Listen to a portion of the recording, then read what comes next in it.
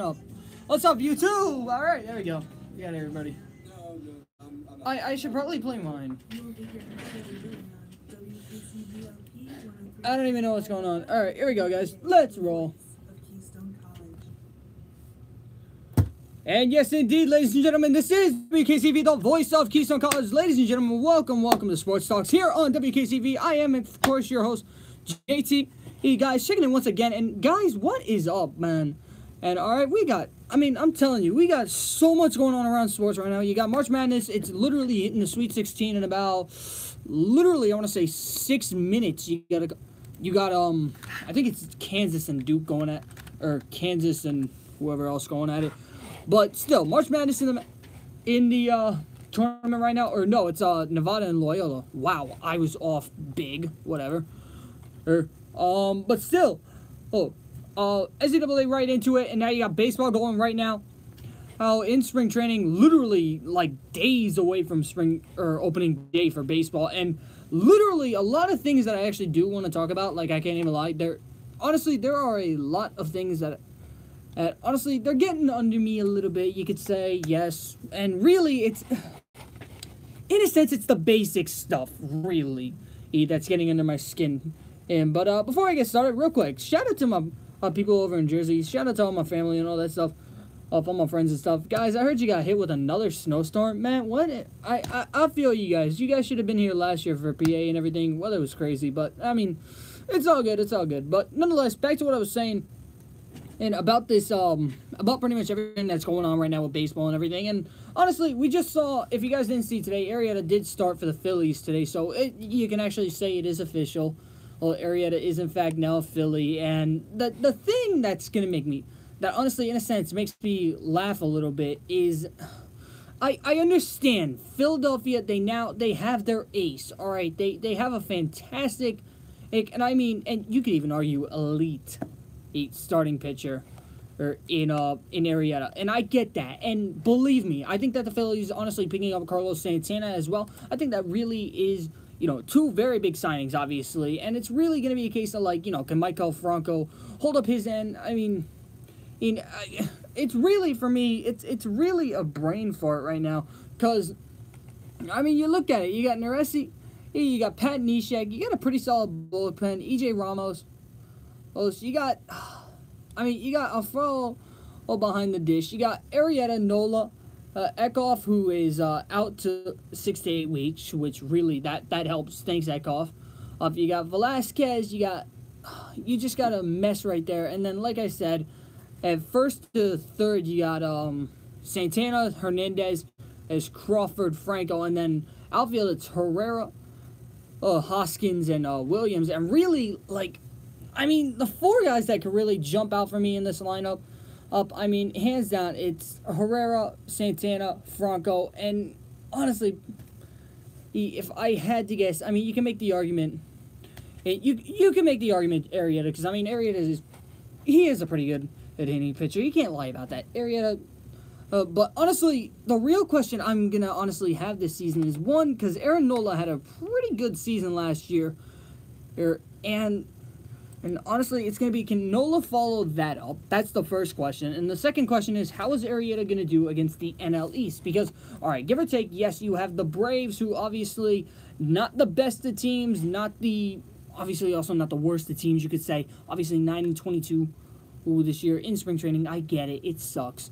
But let's be realistic. Not the starters don't really start in spring training, so get that out of the way, guys. Let's just get that out of the way. I mean, still, man.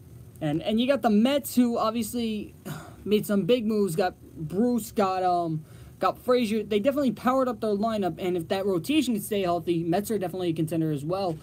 And then you also look at the Miami Marlins, obviously in a rebuilding age, so honestly, you got that. And really, the only question mark I guess you could make right now, about, what's it called? Or no, Braves aren't. Well, my bad. I was looking at the wrong thing for spring training. Had it on 2017. Nice job, genius. Is Phillies 10-16 right now. Mets 8-16. In Washington 11-13.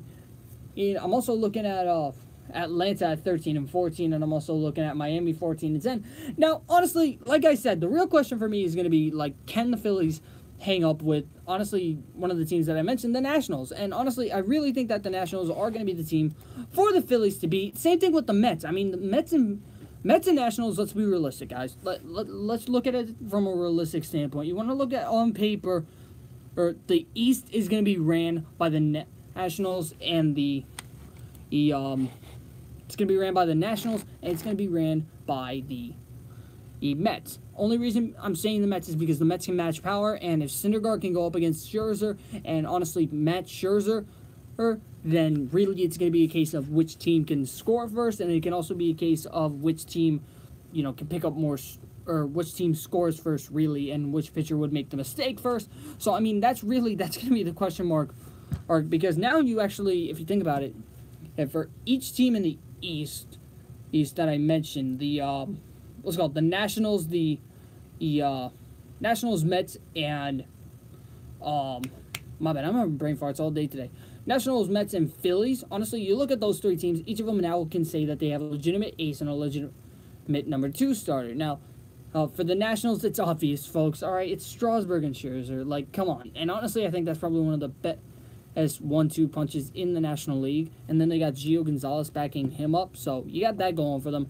And then the Mets, it's really, I guess you could say it's Syndergaard, and and a lot of people are going to say DeGrom, but I know the Mets sometimes run a 4-man rotation, and on occasions, like, that's what I've seen last year, because, like a lot of people were like, DeGrom wasn't really in the rotation that much.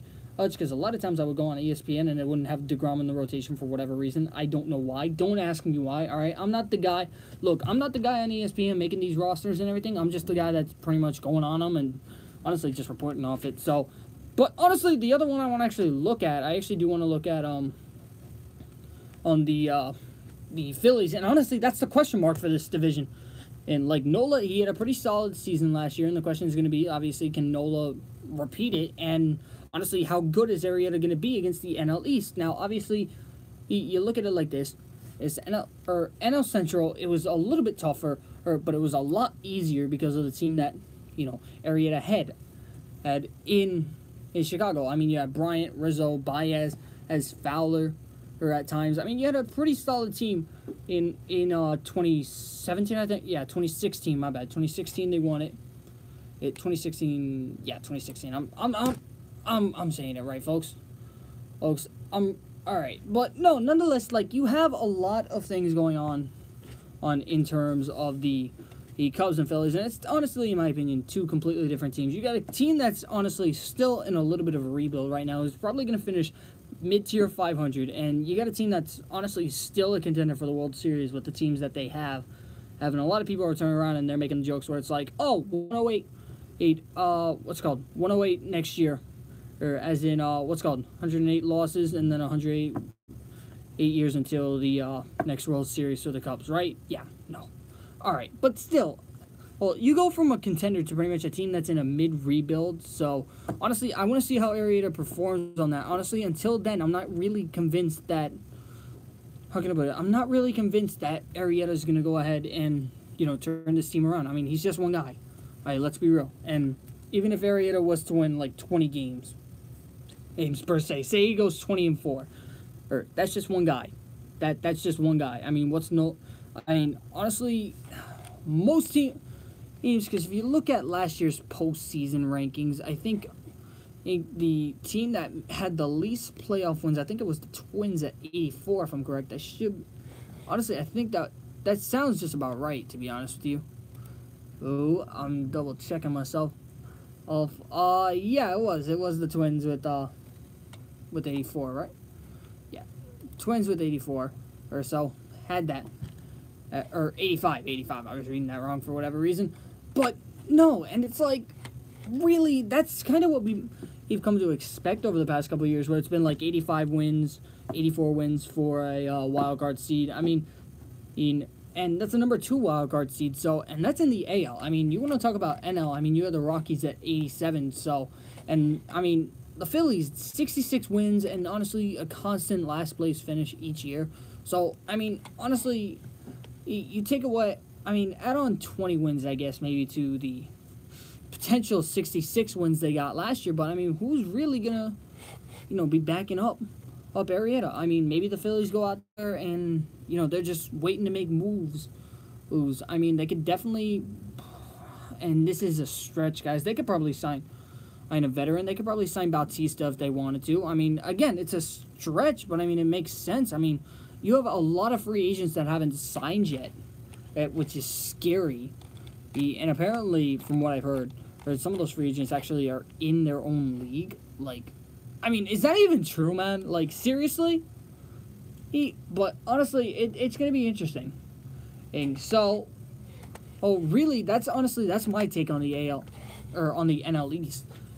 And then I'm actually going to go ahead, and I'm actually going to talk about a subject that, honestly, a lot of people, I've talked about it, like, it feels like constantly on this show.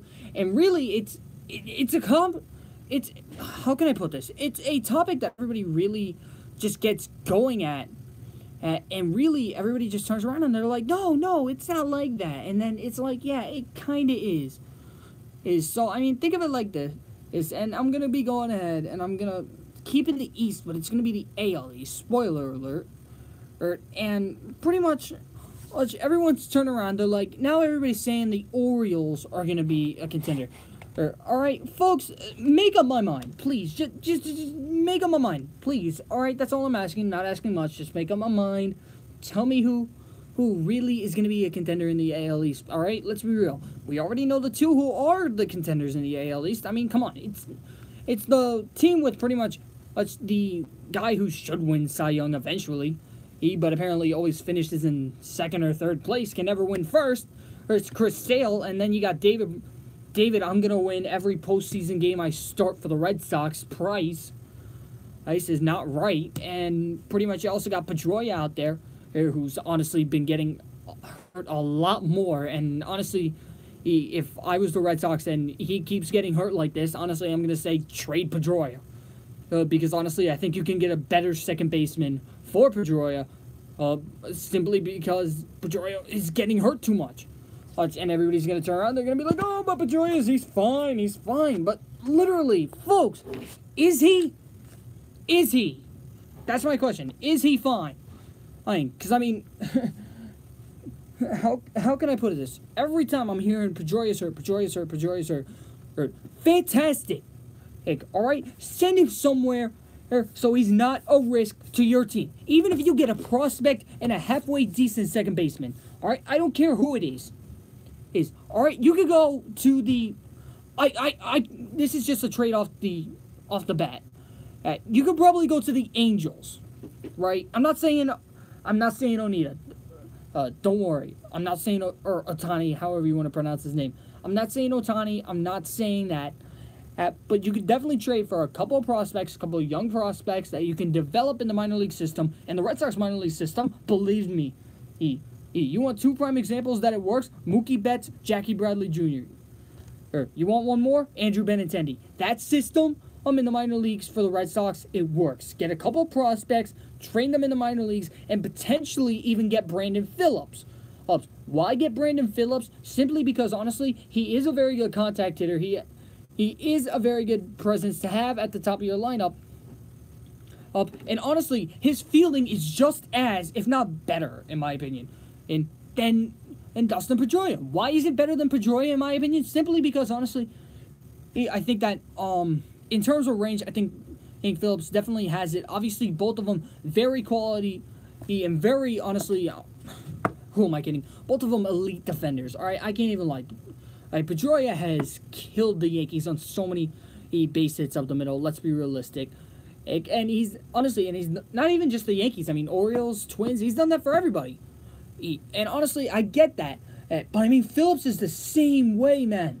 But honestly, if I had to say, really, which one of those two I would want, I would probably, like I said, take Phillips. The only reason, and the only two reasons I would take Phillips. Honestly, a little bit more range, like I said. And two, honestly, I would say possibly arm strength. Because honestly, I think that if you wanted to, and this is my straight opinion, if you wanted to, say Bogarts needed the day off and you needed to throw somebody at second base, and and say you needed, like, I don't know, say your best guy was a true second baseman. Say it was, because I don't know who the Red Sox would have coming off the bench right now. I was a second baseman. But say you turn around and, you could possibly flip that Phillips over to shortstop. I mean, I'm pretty sure that Phillips is more, and I mean possibly elitely more than capable of playing shortstop, especially with his range and his arm strength too. Oh, and honestly, these are just fielding reasons why I would want Phillips. And another reason I really would want Phillips a little bit more. I mean, think of it like this. Back to the injury situation. And I mean, honestly, Phillips, he hasn't really gotten hurt that much. And and who am I kidding? I turned around and I said, hey, look at it like this. I think that Pedroia might be hurt. Yeah, apparently he had knee surgery on October 25th and he's out for 7 months. And so that's fantastic. That's my point. Pedroia usually on the DL. Oh, and I'm not saying that to be mean. I'm saying that because honestly, it's a fact. It's right in front of me. So I mean, I don't really see it. I'm sorry, but I don't. All right, and then going over to the Yankees, man. And I mean, talking about the Yankees, I mean, team's having a lot of promise and everything. I mean, they picked up. I mean, honestly, they picked up Neil Walker. I mean, what took us so long? What took us so long? Were we turning around and were we making a secret deal with him? And like, hey, listen, if you come to us, we'll give you, we'll give you a candy bar and like $5 million. And then we just kept offering that over and over and over again until he was like, all right, shut up, I'll go.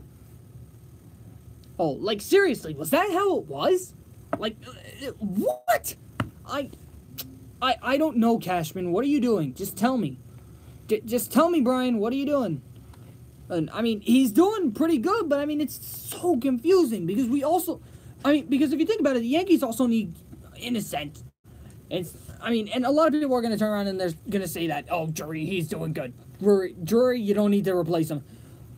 He's doing good he's doing good at third base. Don't replace him. I mean, honestly, I think you should replace him. I mean, honestly, I'm sorry, guys. I don't trust Brandon Drury as my third baseman. I mean, maybe, and I'm looking at the depth chart, maybe you could do Neil Walker at third and Tyler Wade at second. That's a maybe. Really? They're not going to call up... Really? They're not going to call up Torres? They're not calling up Torres. I'm mad at the Yankees now. I'm mad at you, Cashman. I'm mad at you. We have a prospect that's, honestly, in my opinion, a little bit elite. And we're not calling him up. Honestly, and another guy I want to talk about for the Yankees, Adam Warren. Man. He leaves the Yankees, Warren. He leaves the Yankees. He's all right with us. I mean, 3.39 ERA, 2013, 2014, 2.97, 2015, 3.29, in 2016 with the Cubs, 5.91, 3.26. It's a combined 4.68, and then 2.35. Last year was his best year in terms of ERA, but honestly, I don't know if I could possibly take it. I mean, he's throwing a 4.82 in spring this year, man. And his career's a 3.45. We could probably trade him for a prospect or two. I don't know. Oh, I mean, I think the bullpen... I mean, honestly, if we got rid of Adam Warren and we really just cleared house for him and... I don't know.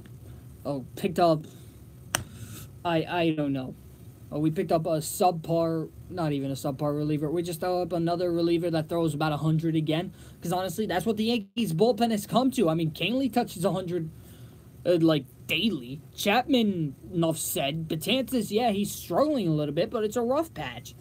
I mean, you're going to tell me that pitchers don't have rough patches? And I know, I kind of just ripped on Adam Warren and for his rough patch, but honestly, Betances, I mean, this is a guy, I mean, we're talking about Betances who turned around, broke Mariano's strikeout record, might I add, and honestly has 291 career strikeouts and really, or that's games, 504 strikeouts, excuse me, man.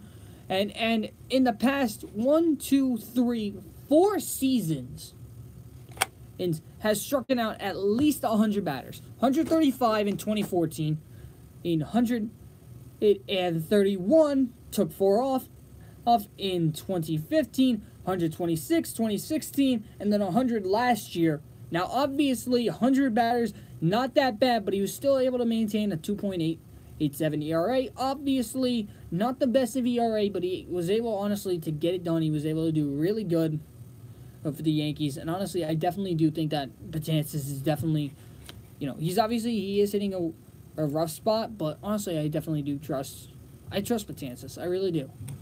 Ooh, and honestly, back to what I was saying about, just this AL East race in general. I mean, I'm not going to take anything away from the Orioles. I'm not. I think Baltimore is an amazing club. I really do.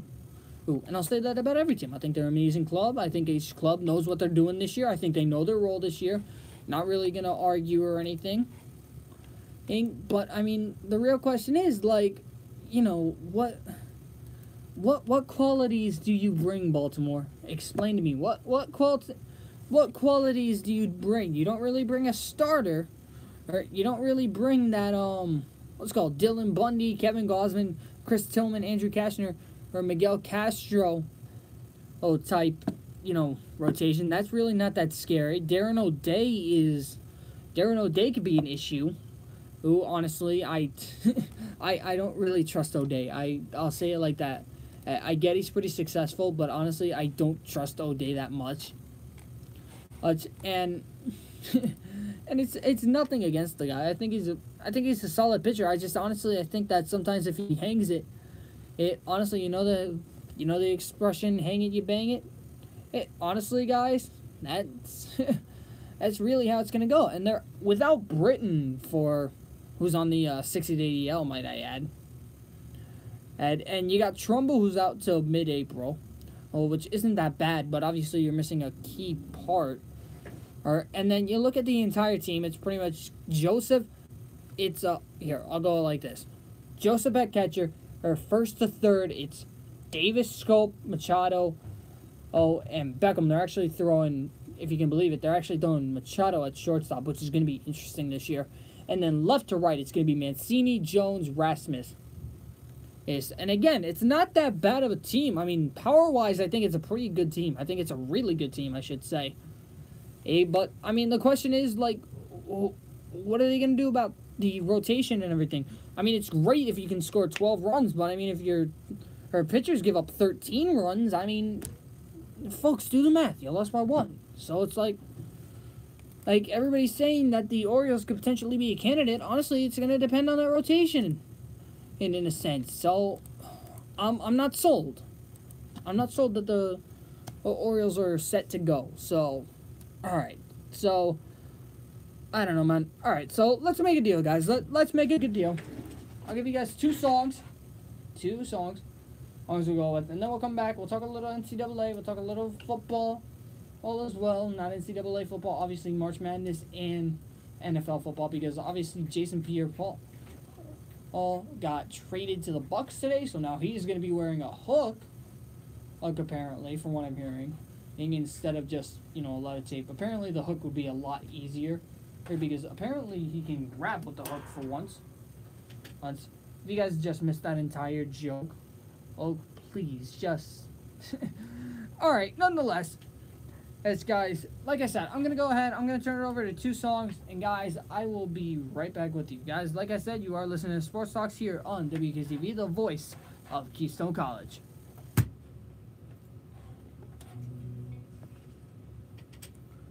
Oh my fucking god. That's one.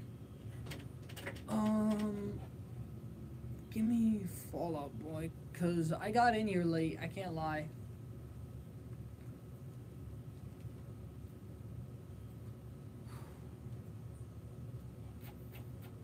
Today is fucking busy for me, man. Let me tell y'all. Let me tell y'all my day. Hey, I got after this. So pretty much, here, I'll tell you my day so far. So, this is from about 4 o'clock on. 4 o'clock, I 4 o'clock, I went to... Damn, my bad. Alright, so 4 o'clock I was in class, right? And then and then I got out of class at about...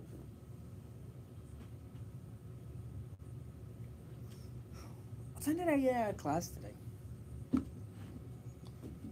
How do I want to do... Hang on, how do I want to do this, predictions? Alright, I know what to do for NCAA.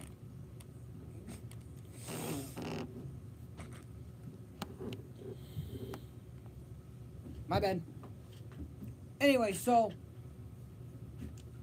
No, but what it is, it's pretty much a case of, like, right now... How, But what it is, like, right now I got my show. But earlier, I had class at 3:30, so that went until about 4:45. Didn't really learn any new material. It was pretty much just turn in the assignment, go over it later. 4:45. Anyway, 4:45, got out, went over here, or, hell, yeah, it was about 4:45. I got out 4:45, 4:40. He came over here around, like, got here about 5, yeah, about 5 o'clock, 4:55. I dropped off my stuff, saw Mitch, talked to Mitch for a minute. I was like, I gotta... And then pretty much I went into the caf, ate for a little bit. Ate. Then I had to pretty much come back in here, make sure my stuff was still in here. Then I went to a 7 Colors event that's down the hall. Oh, which honestly, it's not that bad. Manned the door for a little bit. That's why I was a little bit late with the DJing. Manned the door for a little bit. Then I, what's it called? Now I have the show at 7. And then right after this, I have the, I have an LLC meeting. And so after this, it's LLC. And then after LLC, I gotta do, and this is gonna be a spoiler for you, YouTube. Ooh, and then I got a double upload I have to do tonight. Hey, for YouTube for that World Tour series, you guys know what I'm talking about, YouTube. Boom, I got the last 2 teams. I got the Braves and the Diamondbacks. Those are 2 interesting teams. But no, got the Braves and Diamondbacks. Actually left for that. And then I got MLB 18, the show coming out tonight. So, yeah.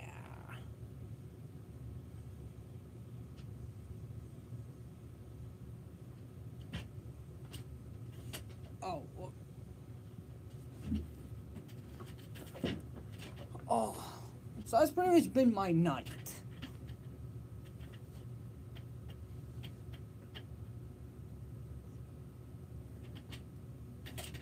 Sounds pretty predictive, right? Oh,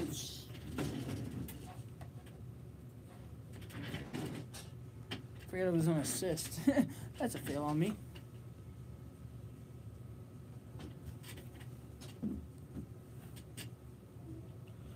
Oh, but what's been up with you guys? What's up, guys?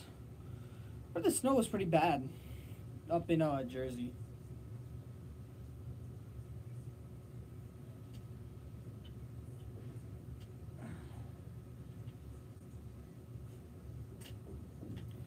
Oh no, but the other thing that actually got me was that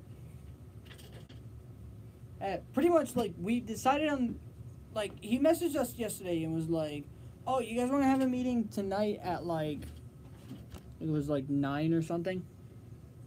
And you know, it was like, everybody was like, yeah, sure, whatever, cool. It was like some people couldn't and stuff, and then they were like, can we do it earlier? Can we do it later? Or can we do it earlier? So I was like, let's just do it at 10:30. Everybody can. I was like, no, and then it's like, how about tomorrow at 9? And then it was like I have study hall, and apparently somebody doesn't like to read, and then apparently chat got ignored. And apparently we had the meeting at 9 today, which makes no sense because he's not following anybody's schedules.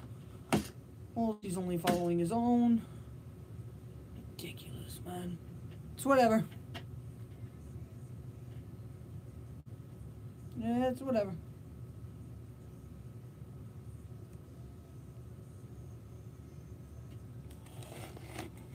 I guess you could call this the uncensored segment, right? Oh, so real quick, guys, I figured I'd tell you this. So I figured y'all were be interested. I might be getting a podcast, or I should be getting a podcast very soon. Oh, and I'll get you guys more detail on that when I get more detail. So.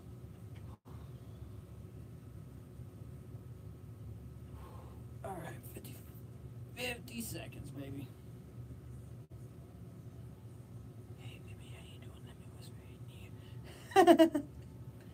No, I'm messing. Oh, man. Oh, and my track meet got... Oh, and track meet got canceled this week. I forgot to mention that, man. And so today's been something else.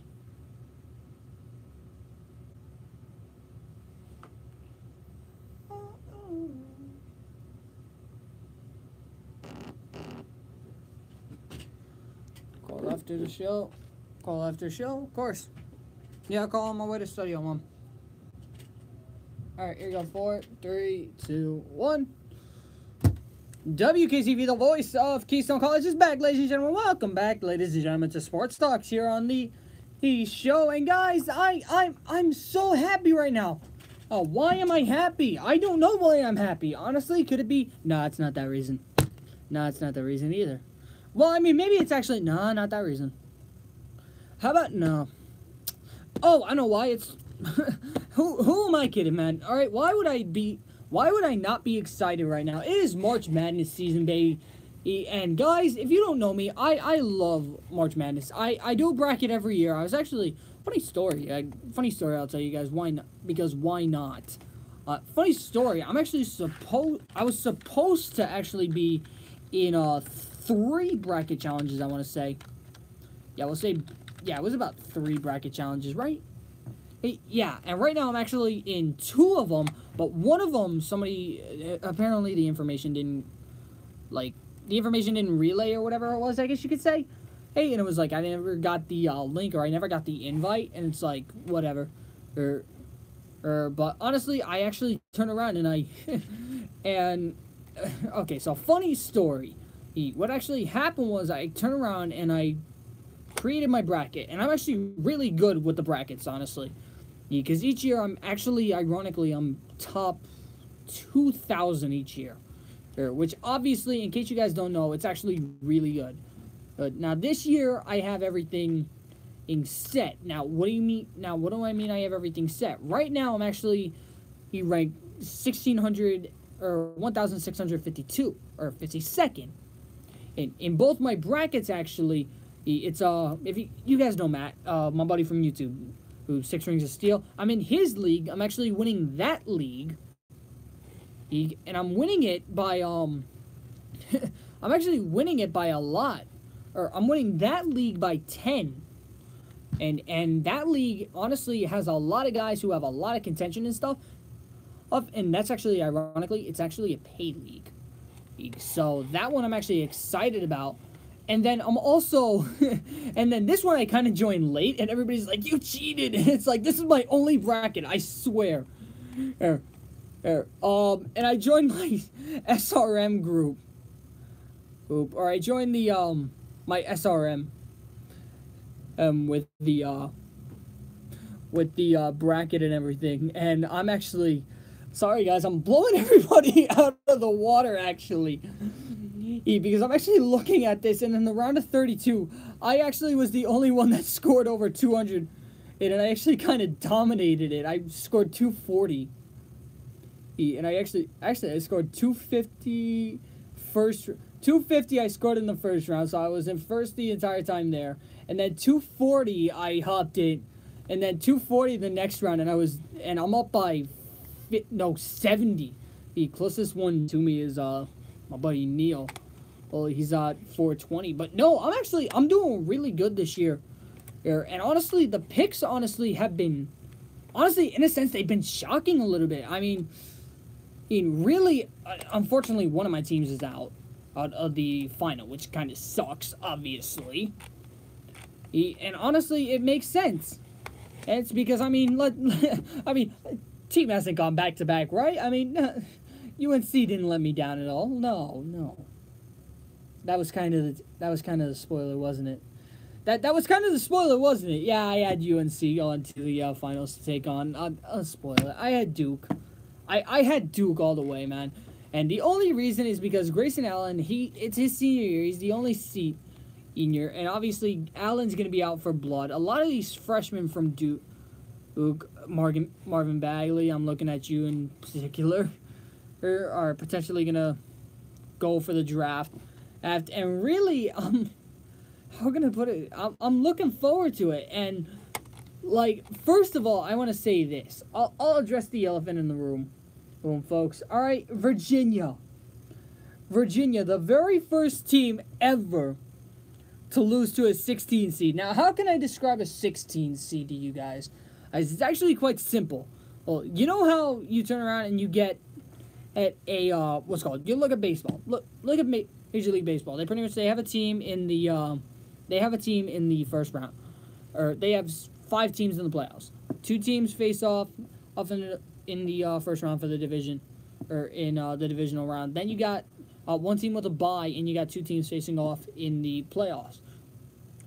Pretty much that's what this is, honestly. That's what a 16 seed usually is. Usually they don't blow someone out by 20, man. Like, UMBC. And I mean, and this team put up a fight against Kansas State. I mean, there were people who were like, yo, do not lose. Like, people were literally like, don't lose, please. Because then people's brackets really would have gotten messed up. But a lot of people's brackets already did get messed up because they beat a 17-1 University of Virginia. And like, are we surprised, folks? Like, are we surprised? Virginia is honestly, I'm gonna get a lot of hate for this. I don't care. But Virginia is overrated, man. I get it. 17-1. All right. Congrats. 17-1. All right. I'll give you that. 17-1. But folks, there's that old saying, folks, or 30. Oh no, that's conference. Overall, 31 and 3. My bad. Still, good job. Round of applause right there, man. And 31 and 3. But honestly, folks, you all know that saying. They can get to the dance, or they can get to the doors, but can they walk in the doors of the dance? And this year, the answer was no. Oh, and I mean, it was pretty much a case of like this year you could have made the case where it was like you have what's it called? You have a 6'7", 489-pound built old bodyguard standing at the club entrance, and it's like you got this scrawny, like 5'3", 102-pound guy who turns around and is like, can I get into this club? And he's trying to size up the big guy, and it's like he could just get thrown like a lawn dart, folks. Like, serious, like 20 points. And the funny thing I find about this is, and really, it is funny in a sense, because they were projected to win by 20. That's what's so funny about it. Because it's like I said, pretty much the first round teams are usually a team that, I mean, let's be real. I mean, here, Texas Southern Xavier. Xavier won 102-83. Kansas against Pennsylvania, 76-60. Nova against Radford, 87-61. These teams are pretty much constellation teams. They're pretty much teams that pretty much won't move on. All right, you can make the argument for the 11 seeds because like usually you throw in a pretty good team in the first 4. I mean, UCLA this year obviously no Lonzo Ball, so LeVar's pretty mad about that one. You can tell. Oh, and I mean Syracuse. I mean, look at Syracuse. Who's personally, I think Syracuse is probably one of the most underrated teams in NCAA with that 3-2 or that 2-3 zone defense. And honestly, and I'll say that I think that Syracuse is very underrated. I think this Duke-Syracuse game is probably, I'll say it, I think it's probably going to be the best this game to watch. I mean, you can make the argument that Kansas is Clemson game would be good. The West Virginia Villanova game. I mean, the Texas Tech Purdue game. I mean, but honestly, that Syracuse who's Duke game, that's actually kind of getting my skin going a little bit. It's got me giving goosebumps. I almost said boot gumps. Whatever those are. Or probably ripped off of Forrest Gump. But still, I got goosebumps from it, man. Because honestly, I know what Syracuse can do. Ooh, I mean, everybody turns around. They're like, oh, it was luck that they beat Michigan State. No, it's not. Because they beat TCU as well. Oh, I mean, Syracuse is a legitimate team, folks. I mean, why we're taking it away from Syracuse, beyond me. And by the way, the Michigan and Texas A&M just got started. I mean, honestly, here, I'll go ahead and I'll go over some of the results real quick. Let's go over the results. Let's show you what happened. And yeah, why not? So, I'll start off in the South. I'll break it down to what it's going on to right now. So, right now, it's Virginia. Virginia lost to, or UMBC. Here, this is pretty much round of 64 starting off for the South. UMBC beat Virginia. Kansas State beat Creighton. And I'll even read out the scores, actually. So, backtrack. UMBC 74, beat Virginia 74-54. Kansas State beat Creighton 69-59. Kentucky beat Davidson 78-73. Arizona lost to Buffalo 89-68. Loyola College beat Miami, man. And I'll talk about Loyola in a minute. It's 64-62. Tennessee beat Wright State 73-47. Nevada beat Texas 87-83. That was a prediction that I got wrong. So 3 predictions I got, or 4 actually. You got Arizona, Miami, and Texas wrong. Cincinnati got wrong, or Cincinnati I got right. 68-53, and I somewhat had Cincy going far. Can't lie on that end. But no. Oh, and then you had at round of 32, UMBC barely losing to Kansas State 50-43. Kentucky beating or destroying Buffalo by 20, 95-75. Loyola, the Magic Cinderella story, 63-62 against Tennessee, and Nevada upsetting in Cincinnati 75-73. And now it sets up pretty much Loyola and Nevada tonight,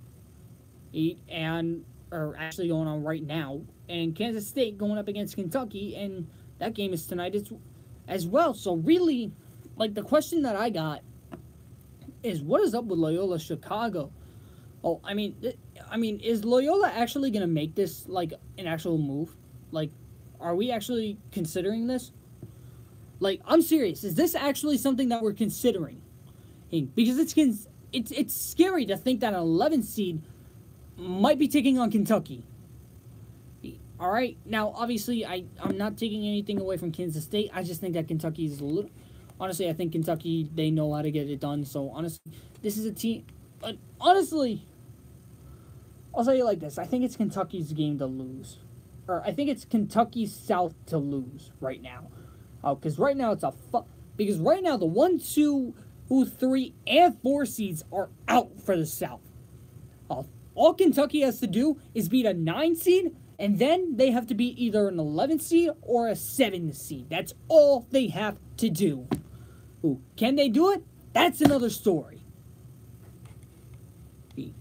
Now, honestly, let's go ahead. I'm going to jump to the East now.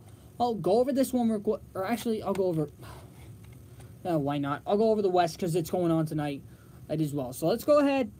Western, pretty much Xavier beat Texas Southern 102-83. Already touched on that one. You had Florida State beat Missouri 67-54.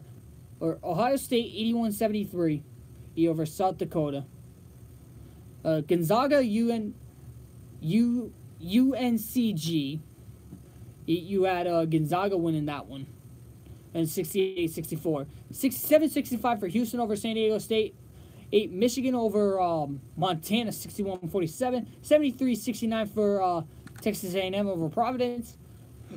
And then UNC over Lipscomb, 84-66. Then you had Xavier and Florida State go at it, and Xavier or lost in an upset to Florida State. I actually picked that one. I actually picked Florida State to upset at Xavier.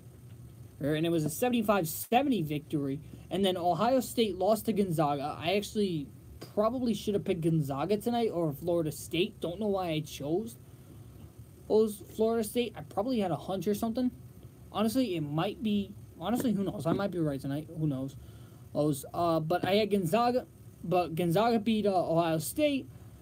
Michigan beat Houston 64-63. And then Texas A&M spanked UNC. And pretty much setting up for a Gonzaga-Florida State matchup, which I'm really hoping Florida State actually wins, because that would actually be really clutch for me. And then Michigan taking on Texas A&M, and pretty much my bracket is done right there, because UNC, yeah, enough said about UNC. So, yeah. All right, and then pretty much, right now it's 14-6 Michigan over Texas A&M, or 16-6. Michigan over Texas A&M, and then Florida State Gonzaga, they take off tonight. All right, so now we're going to go ahead. Let's talk about the East, and we'll go, why not? We'll go to the East. And now we'll talk about Villanova, Radford 87-61, Alabama 86-83 against Virginia Tech, West Virginia 85-68. Over Murray State. Then you have Wichita State lose to Marshall, 81-75. Florida 77-62 over St. Bonaventure. Then you had Texas Tech 70-60 over SF Austin, and then you had Butler beat Arkansas 79-62, and then Purdue against CSU Fullerton 74-48. Then you also had, then you move on to round of 32. You had Nova against Bama. Nova moved on. Then you had West Virginia absolutely destroy. West Virginia, I should say. They can't really say Virginia. They're not really in this tournament anymore, are they? It's not like they had an early exit or something. No big deal. And then you had West Virginia 94-71 over Marshall. Well, you had Texas Tech 69-66 over Florida. And Purdue against Butler 76-73. And honestly, right now you got the 1, 2, 3, and 5 teams. 4 team is out. Wichita State lost in the first round. So honestly, the question I really have is, for me, who did I have? I had actually, this is actually going to shock a lot of people. Well, I actually had Purdue to go ahead and face Duke. I think, it was Purdue to face Duke. Because honestly, I think Purdue definitely, has, I definitely think Purdue has a very good team. I think that honestly Purdue is way past due, and I think that they definitely can get it done. The question is, how defensive are they going to play? How well can they actually score against Texas Tech? And honestly, I want to see how well they play against Texas Tech, which is going to tell me how well they do against Villanova. And obviously, let's be real, folks, Nova is no easy task. So, and honestly, I think that Nova and West Virginia, I think that game is going to be really good tonight as well. So you got that going for you. And then Kansas again, and then Kansas-Clemson, kind of spoiled one of the Sweet 16 matchups. But for tomorrow, it's going to be Nova against Virginia and Texas Tech Purdue, and that's tomorrow. Just remind yourself, that's tomorrow. And then tonight, and then, or not tonight, and then pretty much for winding out, it's the Midwest now. And pretty much right now you got Kansas against Penn College, not Penn State, 76-70 for Kansas. Seton Hall, actually, who I actually thought was going to do pretty good. But honestly, I had them beating NC State, but I didn't have them beating Kansas, unfortunately. But I did say they would keep it close. I'll give myself that.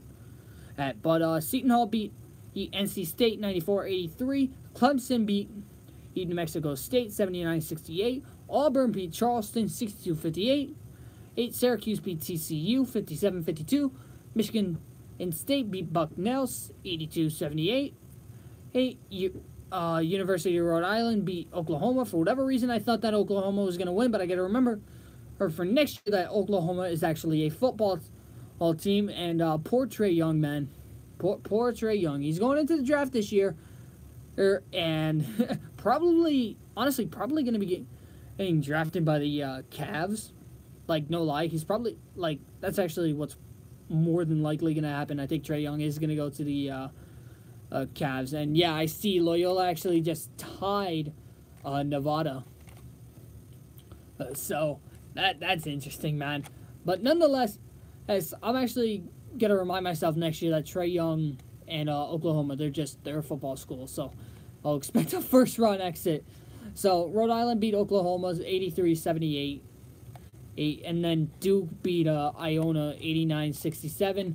Then Kansas beat Seton Hall, as predicted, as I said earlier, or 83-79. 1 over 8. And then 5 over 4 was Clemson over Auburn. And it was actually a massacre in a sense, 84-53. And then Syracuse beat Michigan State, which everybody's calling a huge upset. But honestly, you could have honestly predicted it because the defense for Syracuse is very good, 55-53. And then Duke ran over Rhode Island, 87-62. Which honestly, for the big dance for the Midwest, is going to set up Kansas and Clemson again. And then Syracuse versus Duke. Honestly, I'm going to say it like this. I think Duke has the stuff to win it. They have had Kansas's number in the past. So I definitely think that if it was up to me, I think that Kansas can definitely, move on against Clemson. But when it comes down to Duke, I definitely think that they might have their struggles a little bit. As I do believe these two teams did face off earlier this year. They did not. So definitely something to keep an eye out for. And definitely something that I'm actually, and literally, I'm actually looking forward to seeing, like, what would happen and have these two, or potentially if these two meet up, man. So really, I guess you could say, like, the one thing to keep an eye out really for, or we'll start off, honestly, the teams to keep an eye out for, and the teams to go with, for each division. I'm gonna go ahead. I'll start off in the South. Team to pretty much watch out for and could potentially bust your bracket is Loyola Chicago. Like, let's be real, it's been a Cinderella story, man. So, question is, can Cinderella write one more chapter for these guys and punch their ticket to the Elite Eight? And what team to obviously go for? Honestly, I'm gonna say Kentucky. Only reason I say Kentucky, it's theirs to lose. So, really, that's who you gotta pay attention to in that one. And then, honestly, in that Florida, and then pretty much team for me to watch in the West is going to be Florida State. Only reason I say Florida State is because, honestly, I think that at what's called Michigan, obviously they're taking care of Texas A&M right now, 22-8, with 10:37 left in the first. So, kind of tells you how that game's going. And so, honestly, gotta watch out for Florida State. Obviously, he picked to possibly go for, honestly, would probably be Michigan, man. And so, got that one going for you. And then, we'll go ahead, we'll talk about the Sweet 16. So, team to obviously go for, Nova. Team to watch out for, Purdue. Why Purdue? Purdue, honestly, like I said, I think Purdue is just, they're due, honestly. And then, really, to go to the Midwest and pretty much sit. And honestly, I'm going to go for that at 323 matchup, the 2 versus 11 team to watch out for, or that could possibly bust your bracket. It's Syracuse, the team to probably go for. Honestly, I've said it before, I'll say it again. I gotta go with Duke, man. And alright, I think Coach K definitely has the assets, and I definitely think that I think Duke is definitely out for blood in a sense. And so, honestly, who knows, man? Who knows? It's honestly, it's already been an amazing tournament. It's been an unreal tournament, I should say. So, really, the question is going to be, like, how can I put it? Who's going to take advantage of it? Who's going to make it interesting? Honestly, it's going to be interesting to end, and it's going to be interesting to see. So, alright, guys, so I'm going to go ahead. I'm going to end it on this, folks. Folks, just talking about NFL real quick for, like, 2 minutes. It's just to catch you guys up on what had happened in terms of, like, what went down. So, pretty much what happened was JPP got traded to the Bucks for a couple of 3rd and 4th round picks. It's obviously that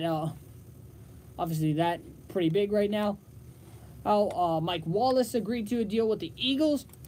Dwayne Harris just got cut by the Giants. Tremont Williams is now going to meet with the Packers. Sylvester Williams with the Lions. And just really looking through with some big names. Kai Forbath. Kai Forbath resigns with the Vikings. And honestly, I'm just re-looking this over. Alan Hurst, Mercedes Lewis released. Morgan Bennett signing with the Steelers. Eric Ebron with the Colts. Mike Pouncey is now a Charger, and really, that's all I can really see right now. I guess you could say Cordell Patterson goes to the Patriots. It's pretty big, but nonetheless, guys, yeah. So, all right, that's gonna go ahead. That is gonna do it for me tonight, guys. Thank you guys so much for watching. You guys obviously, y'all already know how much this appreciate or how much I appreciate it. All right, I love the support you guys give me. I want to thank you guys so much for listening, and it really does mean everything to me. And guys, I will go ahead and I will see you guys next week. And honestly, who knows what's going to happen next week, all right? We got an amazing week of sports, guys. Keep in mind, March Madness is still going on. So, honestly, if the brackets haven't been busted yet, man, just start hoping, start watching in TV. Just get that popcorn ready, man. And, all right? So, like I said, guys, thank you guys so much for listening. I always do appreciate it. And, guys, as always, I will see you guys next week. Later, guys.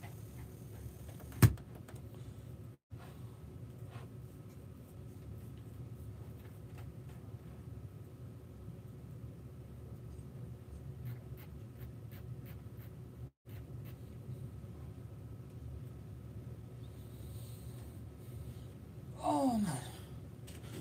Alright, guys. That's going to do it for me. Alright, guys. So, whew. Alright, guys. Thank you guys so much for watching. I do appreciate it, guys. As always, YouTube. We'll start with you guys. YouTube, be on the lookout for another 2 videos tonight. I got to get that series done for you guys because I'm not letting this one go incomplete. So I'm getting that series done tonight, even if I have to upload back to back. Alright, so guys, take it easy. So, YouTube, take it easy. I will see you guys later. Later, you.